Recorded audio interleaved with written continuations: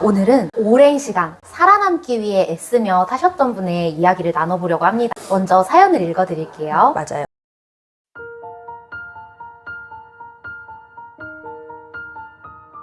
여기서 나오는 이름은 가명입니다. 안녕하세요. 저는 60대 초반 여성인 보라라고 합니다. 내 인생은 막장 드라마보다 더 막장이다. 이 말이 제 인생을 가장 잘 설명해주는 것 같아요. 파란만장하다는 말로도 부족할 만큼 저는 3남매 중 첫째 딸로 태어났습니다. 어릴 적 우리 집은 늘 불안했고 아버지는 가족에게 폭력과 상처만 남겼어요. 엄마는 시골에서 지내셨고 아버지는 도시에서 다른 여자와 살았습니다. 저는 첫째라는 이유로 초등학교 2년 동안 아버지 곁에서 살았습니다. 아버지는 화가 날 때면 화풀이를 저에게 했고 그때마다 늘 맞았습니다. 이런 사실을 알면 엄마가 힘들까봐 2년 동안 참고 견디며 어린 시절을 보냈습니다. 성인이 된 후 결혼해서도 상황은 크게 다르지 않았습니다. 남편 역시 폭력과 외도, 도박으로 저를 힘들게 했습니다. 그래도 아이들 때문에 무려 20년을 버텼죠. 아이들이 성인이 된 다음 결국 제 몸과 마음이 모두 무너지고 이혼을 결심할 수밖에 없었습니다. 이혼 후에도 우울증, 공황장애로 몸과 마음이 모두 망가진 채 겨우겨우 살아왔어요. 딸이 곁에서 엄마, 이젠 엄마를 위한 삶을 살아보세요. 이렇게 말해주고 나서야 저도 이제는 나를 위해 살아봐야겠다 다짐을 했어요. 그래서 올해부터는 일도 쉬고 있습니다. 머리가 5년 동안 아팠습니다. 밖에 나가서 햇빛을 보면 쓰러지거나 몸에 멍이 자주 생겼습니다. 그런데 병원에서 검사해보면 대부분 정상이라고 합니다. 자가 면역 수치만 조금 높고 위염도 있지만 소화도 잘 되고 하루 8시간 잠도 잘 자는 편이에요. 운동은 일주일에 2번, 가볍게 걷는 정도고요. 하지만 무기력과 외로움이 밀려옵니다. 아무리 곁에 자식이 있어도 마음 한켠은 늘 허전합니다. 그래도 자식에게 짐이 되기 싫다. 아직은 나를 완전히 포기하고 싶지 않다. 내게 남은 작은 힘이라도 다시 모아서 진짜 나로서 살아가고 싶다. 이 마음으로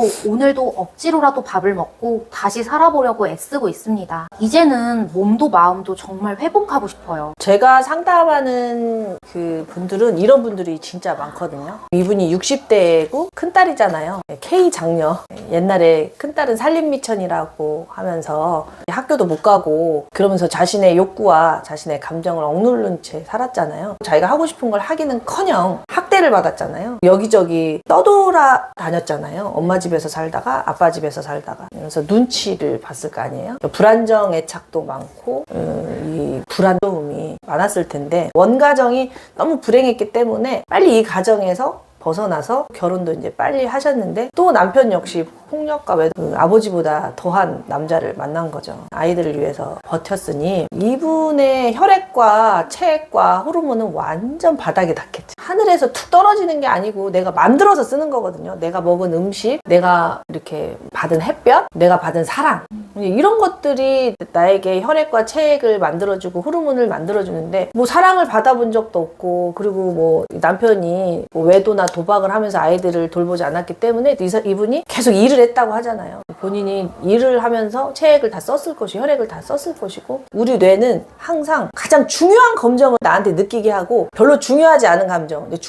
안 중요한 감정은 없지만 지금 이 상황에서 생존에 불리한 감정들은 그냥 무의식으로 이렇게 밀어내잖아요. 근데 감정은요, 내가 알아주고 풀어주지 않으면은 절대 안 없어져요. 실제로 감정은, 에너지는 내가 느껴주고 풀어주지 않으면 안 없어져요. 이거는 과학이에요, 과학. 그러니까 이분이 이제 먹고 살아야 되니까 이 생존에 치중하면서 외로움이나 뭐 이런 그런 것들 있잖아요. 서러움이나 이런 것들은 밀어놨겠죠.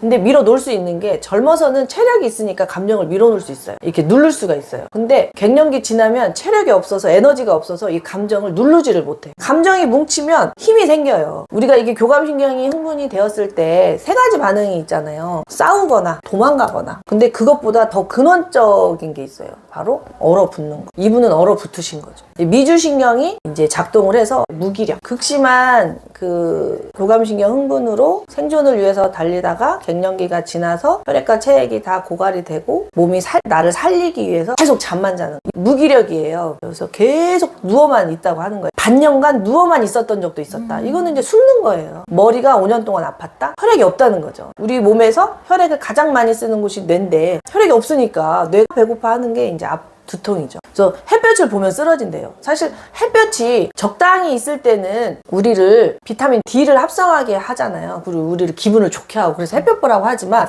햇볕을 또 너무 강하게 보면 어떻게 돼요? 피부암에 걸리잖아요. 우리 인간은 항상 균형이 중요해요. 그래서 햇볕이 누군가에게는 세로토닌을 만들어주는 아주 중요한 자원이 될 수 있지만 어떤 사람에게는 햇볕이 활성산소를 만들고 햇볕이 항원으로 작용해서 항체를 막 만들어요. 그래서 그게 햇볕 알러지. 그러니까 이 사람이 햇볕만 보면 쓰러졌다. 이것은 햇볕을 이겨낼 수 있는 호르몬이 없다는 거예요. 면역세포가 지금 굉장히 면역력이 없다는 뜻이죠. 멍이 자주 생기는 거는 간이 우리 몸에서 가장 크고 혈액이 많아야 되는데 간에 혈액이 없는 거죠, 이분이. 그러면 혈액 응고인자를 출하를 못해요. 멍이 많고 지혈이 잘 안 돼요. 또 혈액이 부족하면 혈관 형성이 잘 안 될 거 아니에요. 모세혈관이 약해지겠죠. 그래서 터지기도 하고 여러 가지 이유가 있지만 이분은 어쨌든 부족한 거예요. 너무 쥐어짜서 써가지고 간이 너무 많아서 완벽주의가 됐고, 완벽주의는 몸을 많이 움직여야 돼요. 이분들은 완벽하게 될 때까지 하니까 혈액과 체액이 엄청 떨어지죠. 그래서 이제 이분한테 이 무기력과 외로움을 느껴주셔야 된다. 이 무기력은 호르몬의 문제인데 어쨌든 내면에서 올라오는 깊은 외로움 있잖아요. 그 외로움을 만나주셔야 돼요. 외로움을 만나서 내가 나의 보호자가 되는 거죠. 이제 너는 절대 혼자가 아니야. 자신의 사랑과 연결을 해야 되죠. 아무리 힘든 상황에서도 자신의 외로움을 느껴주고 풀어주는 훈련을 해야 됩니다. 아무리 자식이 옆에 있어도 내가 나를 사랑하기 위해서 태어났다는 걸 여러분들 아셨으면 좋겠어요. 내가 내 사랑과 연결이 돼야죠. 제품의 도움도 받아야죠. 저는 약사니까 제품을 굉장히 좋아하고 많이 권해드리는데요. 어떤 음식을 먹느냐. 이 음식이라는 게 생명이잖아요. 사실은 사과, 고기 다 생명이잖아요. 생명의 순환이잖아요. 그래서 이렇게 좋은 음식을 먹을 수 없는 상황이면 그 음식을 제품화한 자연 친화적인 그런 제품을 좀 드셔주시면 훨씬 몸이 사랑받습니다. 마음도 사랑해주고 몸도 사랑해주면서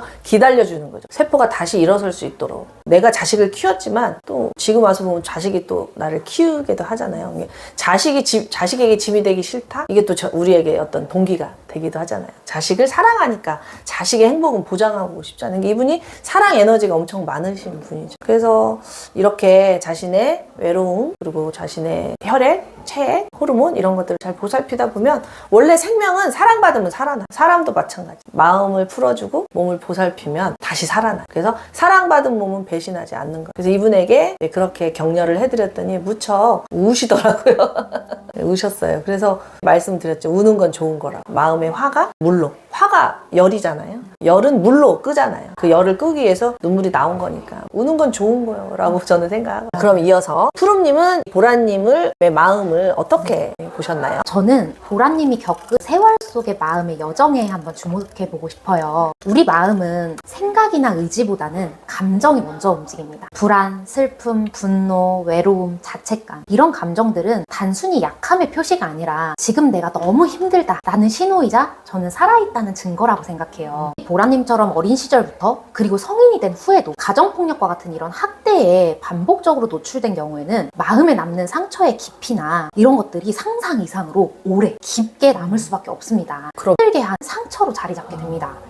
마음 어딘가에 남아서 반복적으로 나를 힘들게 하는 상처로 자리 잡게 됩니다. 트라우마는 불안, 두려움, 무기력, 죄책감 같은 감정들을 끊임없이 동반하고요. 자책감이라는 감정까지 만들어내곤 합니다. 그게 가장 슬프고 위험한 감정이라고 생각이 들어요. 저는 이런 말씀을 꼭 드리고 싶어요. 여러분 잘못이 아니에요. 피해자는 잘못이 없습니다. 그렇게 스스로를 탓하고 있다면 지금만큼은 그 마음을 잠시 내려놓고 나는 정말 잘 버텨왔어. 내 잘못이 아니야. 이렇게 스스로를 다정하게 안아주셨으면 좋겠어요. 나를 안아줄 수 있는 사람은 정말 나밖에 없거든요. 맞아요. 그래서 지금은 아프고 힘들지만 이제부터라도 내 감정에 조금씩 솔직해지고 나를 탓하는 마음이 올라올 때마다 아니 이건 내 잘못이 아니야 라고 스스로 다정하게 말해주는 연습부터 시작해보셨으면 좋겠어요. 잘 버텨온다. 지금 이 순간을 살아내는다.